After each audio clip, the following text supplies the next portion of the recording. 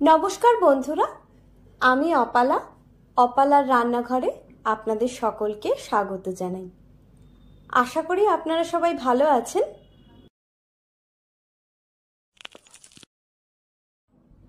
পুজো মানেই জমিয়ে খাওয়া দাওয়া, প্রচুর আড্ডা আর সঙ্গে মিষ্টি মুখ তো বটেই। তাই আজ আবারও একটা মিষ্টির রেসিপি নিয়ে আমি চলে এসেছি। আমার আজকের রেসিপি মুচমুচে খাস্তা খাজা। 1 কাপ ময়দা নিয়ে নিয়েছি, তার মধ্যে 1/4 টিস্পুন নুন দিয়ে দিয়েছি আর দিয়েছি 2 টেবিল চামচ ঘি। ময়মের জন্য ঘিটাকে ভালোভাবে ময়দার সঙ্গে মিশিয়ে নিয়েছি। তারপর 1/4 কাপ জল নিয়ে নিয়েছি। অল্প অল্প করে জল দিয়ে আমি ময়দাটাকে মেখে নিচ্ছি। ময়দাটা মাখা হয়ে যাওয়ার পর এটাকে আমি আধ ঘন্টার জন্য ঢাকা দিয়ে রেখে দিলাম।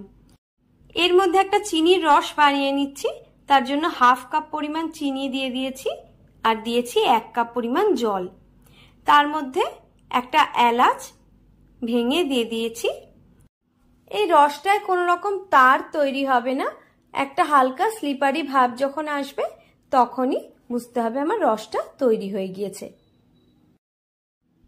এতক্ষণে আমার ময়দাটাও ভালোভাবে সেট হয়ে গিয়েছে। এবার এই ময়দার থেকে আমি 5টা সমান ভাগে লেচি কেটে নিচ্ছি। ভিডিওটা সম্পূর্ণ দেখার অনুরোধ রইল। পুরোটা দেখলে বুঝতে পারবেন কত সহজে এটা বানিয়ে নেওয়া হয়েছে।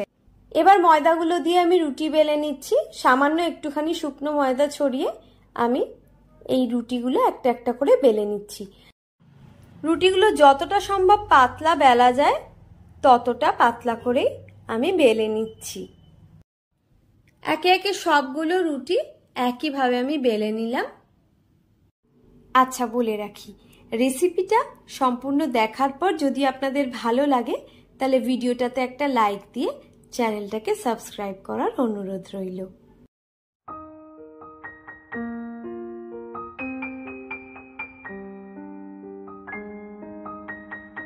একটা রুটিকে চাকির ওপরে এইভাবে রেখে দিয়েছি, দিয়ে তার উপরে একটুখানি ঘি দিয়ে আমি ভালোভাবে মাখিয়ে নিলাম। এর ওপরে একটু কর্নফ্লাওয়ার আমি ছড়িয়ে দিচ্ছি, সেটাকেও ভালোভাবে একটু মিশিয়ে নিয়ে আরও একটু কর্নফ্লাওয়ার ছড়িয়ে দিলাম। তার উপরে আরও একটা রুটি আমি রেখে দিলাম। চেষ্টা করতে হবে ধারগুলো যতটা সম্ভব টেনে টেনে সমান করে রাখা যায়।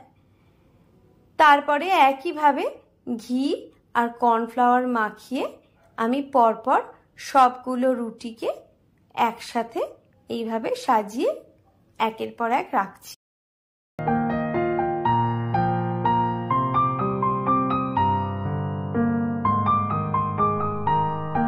পাঁচটা রুটির মাঝখানে ঘি আর কর্নফ্লাওয়ার দিয়ে এইভাবে একসাথে রেখে দিয়েছি। এবার ওই 5টা রুটিকে একসাথে আমি এইভাবে রোল করে নিচ্ছি। রোলটা করার সময় দেখতে হবে রোলটা যেন একটু টাইট হয়, লুজ যেন না হয়ে যায়। এইভাবে রুটিগুলো দিয়ে রোলটা বানিয়ে নিয়েছি। এবার এই শেষ প্রান্তটা সেখানে একটুখানি জল দিয়ে আমি ভালোভাবে চেপে আটকে দিচ্ছি। এবার এই রোলের 2 পাশ থেকে কিছুটা করে আমি কেটে বাদ দিয়ে দিচ্ছি।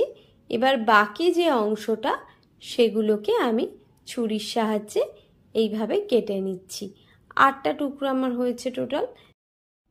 দেখুন কত সুন্দর লেয়ারগুলো বোঝা যাচ্ছে। এবার এই খাজাগুলোকে হালকা হাতে দুটো পাশ একটুখানি বেলে নিতে হবে, এই রকম লম্বাটে করে।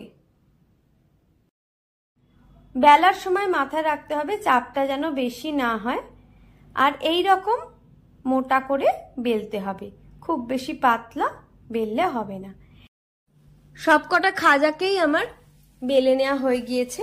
এবার তেলটাকে হালকা গরম করার পর খাজাগুলো একে একে আমি তেলের মধ্যে দিয়ে ভেজে নিচ্ছি। খাজাগুলো যখন তেলের মধ্যে দেব তখন গ্যাসের ফ্লেমটাকে কিন্তু একেবারে লো টু মিডিয়ামেই রাখতে হবে। তা না হলে আঁচটা যদি বাড়িয়ে ভাজা হয় তাহলে বাইরেটা খুব তাড়াতাড়ি রং এসে যাবে, কিন্তু ভেতরটা কাঁচাই থেকে যাবে। তাই জন্য গ্যাসের ফ্লেমটাকে একেবারে কমিয়ে রেখে তবেই আমায় ভাজতে হবে।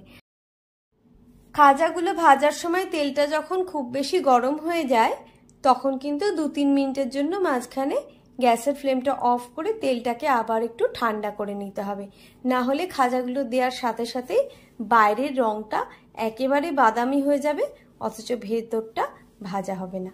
সবগুলো খাজা আমার ভাজা হয়ে গেছে। এবার আগে থেকে বানিয়ে রাখা রসের মধ্যে আমি খাজাগুলোকে দিয়ে 30-40 সেকেন্ডের মতন রেখে এপিট ওপিট করে উল্টে তারপর খাজাগুলো উঠিয়ে রেখে দিচ্ছি।